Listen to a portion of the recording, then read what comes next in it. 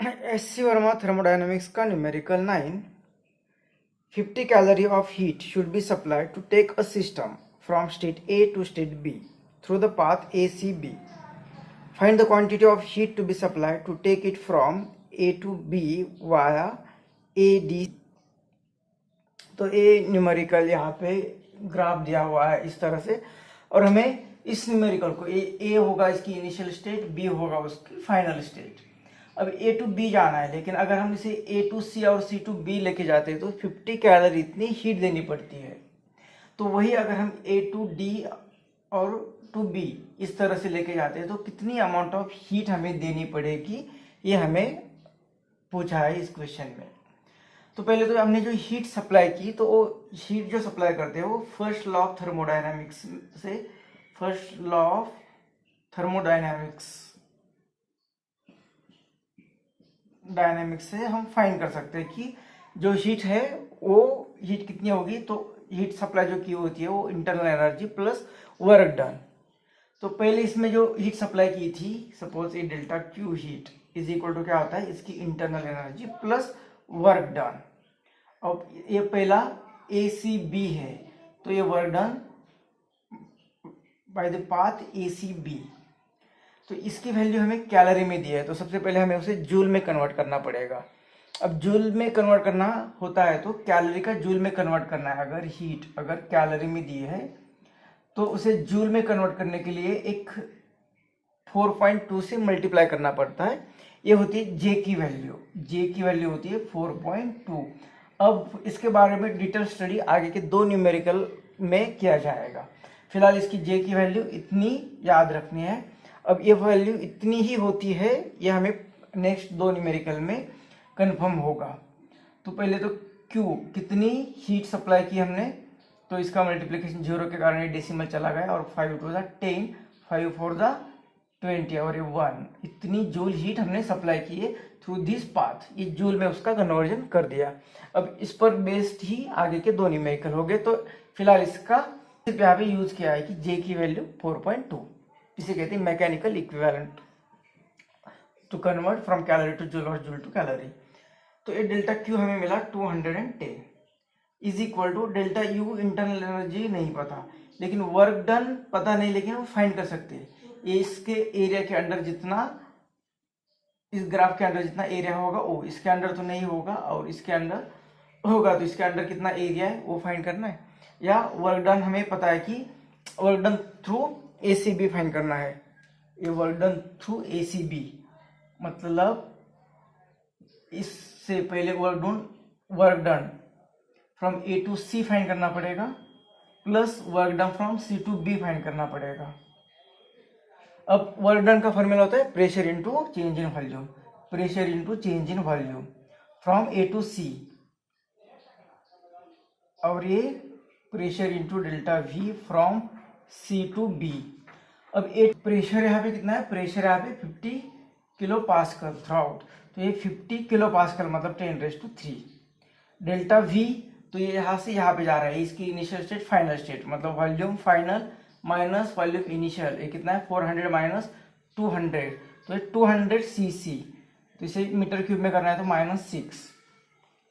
अब यहाँ से यहाँ के लेके जाना है तो प्रेशर चेंज हो रहा है हर जगह पे, लेकिन वॉल्यूम जो है यहाँ पे सी पे था तो 400, यहाँ पे था 400, यहाँ पे 400, यहाँ पे 400, तो वॉल्यूम चेंज नहीं हो रहा है, मतलब डेल्टा वी 0 आ जाएगा. तो ये change in the path A C B कितना आ जाएगा, तो ये 5 इंटू 2 10 इंटू ये 1 2 3 और ये 3 6, 10⁻+6 और 10⁻−6, मतलब ये कैंसिल हो गए एक दूसरे को, और इतना जूल वर्क आ जाएगा through this path A C B. मतलब ये ए सी बी पाथ में वर्क आ गया 10 जूल.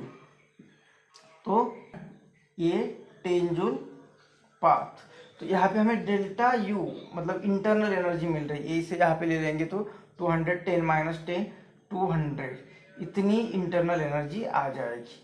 अब इस इंटरनल एनर्जी का क्या यूज है, हमें बोला है कि इस पाथ से अगर हम सिस्टम को लेके जाते हैं तो पहले कुछ न्यूमेरिकल में पढ़ा है कि डेल्टा यू इंटरनल एनर्जी तो उस गैस की होती है, तो वो पाथ इंडिपेंडेंट होती है, वो सिर्फ इनिशियल और फाइनल पोजीशन के डिफरेंस पर ही डिपेंड रहेगी। मतलब कौन से भी पाथ से ले लो, ये डेल्टा यू वही रहेगी। और हमें क्यू पूछा है, अगर हम वर्ड फाइंड करते हैं तो हमें ए मिल जाएगा। तो हम इसके लिए ये फाइंड करना है अभी हमें। तो इस पाथ के लिए हम first law of thermodynamics use करेंगे। किसके लिए? For path A D C. तो इस पाथ के लिए delta Q is equal to delta U plus P delta V. तो ये डेल्टा क्यू वही फाइंड करना है हमें, कितनी एनर्जी सप्लाई करनी है Q through path this A D B.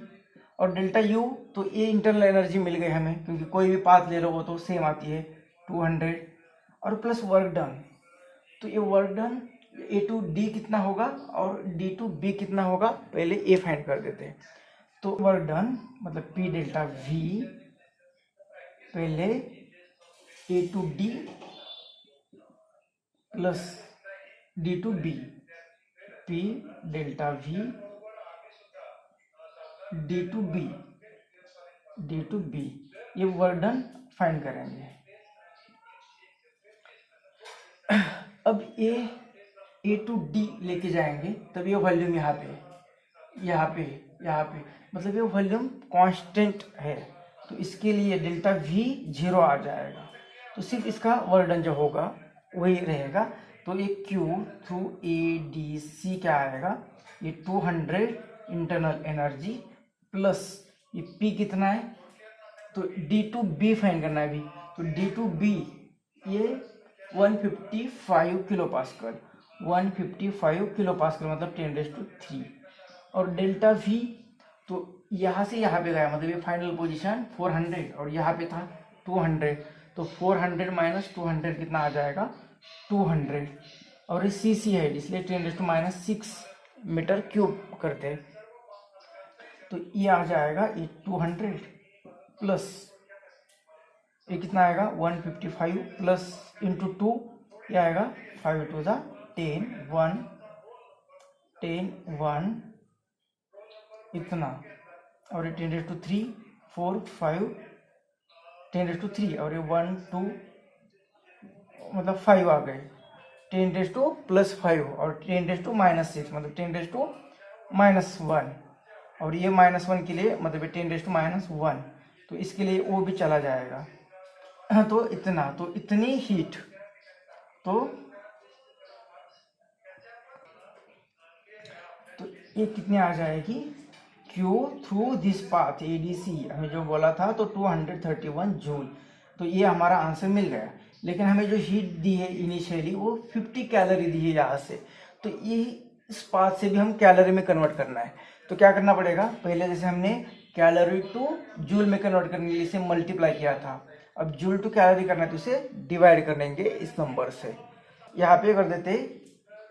तो एक Q इज इक्वल टू जो आया है 231 जूल, 231 जूल, इसे हम 4.2 से डिवाइड करेंगे तो ये हमें कैलोरी में आंसर आ जाएगा।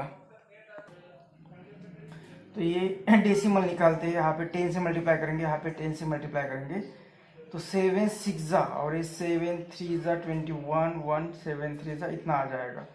तो फिर 6 5 30 फिर 3 6 5 तो एक Q इज इक्वल टू हमें मिल रहा है, मतलब Q की वैल्यू मिल रही है हमें 55 कैलोरी